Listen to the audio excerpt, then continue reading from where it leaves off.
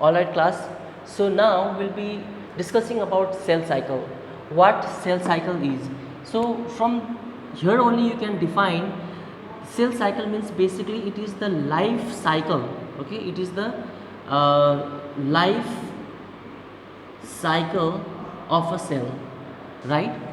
And before entering into or delving into the details of cell cycle, I would like to just give you a rough idea about what cell cycle is.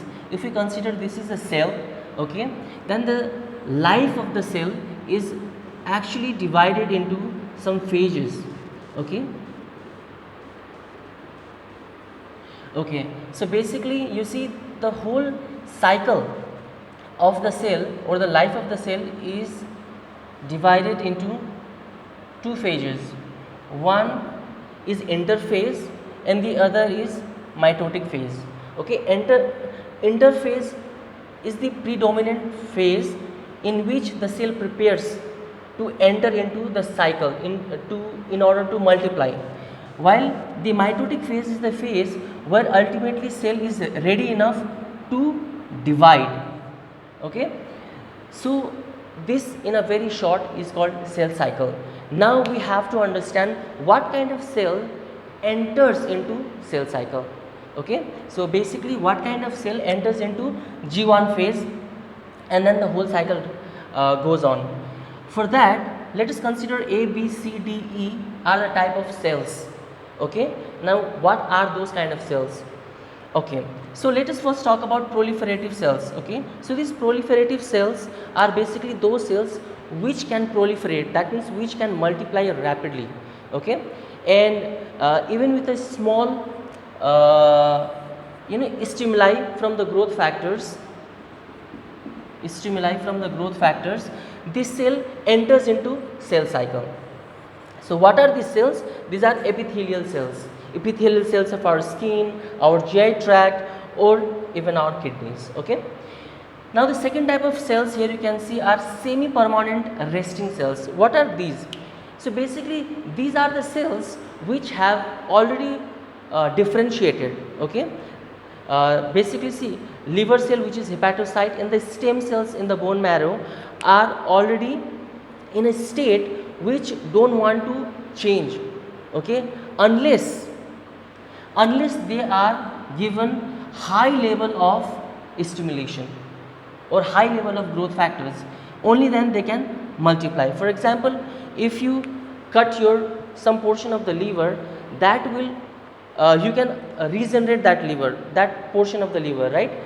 And that is why this is called semi-permanent resting.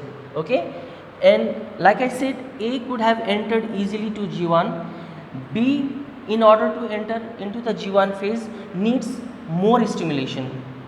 Now in the permanent resting cells are those cells which has completely differentiated into followings like neuron cells, cardiac cells, skeletal muscle cells. So these cells have already differentiated into particular kind of cells, and now they tend to remain in that form only. Okay, that do not enter into the cell cycle or do not differentiate. Therefore these kind of cells are called permanent resting cell and they don't enter into G1 phase.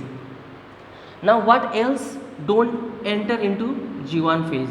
Okay, now let us see, there are senescent cell. What are the senescent cells? Senescent basically means aging. Okay, senescence means aging. Senescent cell means those cells which are very old enough to multiply, they can't multiply. For example, you see the elderlies, right, like the adults, what happens now, their cell won't multiply, that is why we age. What happens in the aging cell is that the DNA, okay, if this is our DNA and these ends of the DNA or the chromosomes are called the telomeres, right? As we become old and old, our DNA becomes shorter and shorter, right? That means our telomere ends are reducing. So ultimately what happens, the DNA becomes so short that it won't be able to produce all necessary proteins required for cellular growth or cellular multiplication. That is why this process is called aging, or those kind of cell is called senescent cell. Now the next type of cell is called, okay, so this kind of cell now don't enter into G1 phase. But there are also a category of cell called quiescent cell. This cell can enter into G1 phase only if they are stimulated, okay, only if they are stimulated well enough. So and normally these cells are called dormant cell. And what are the examples of dormant cells?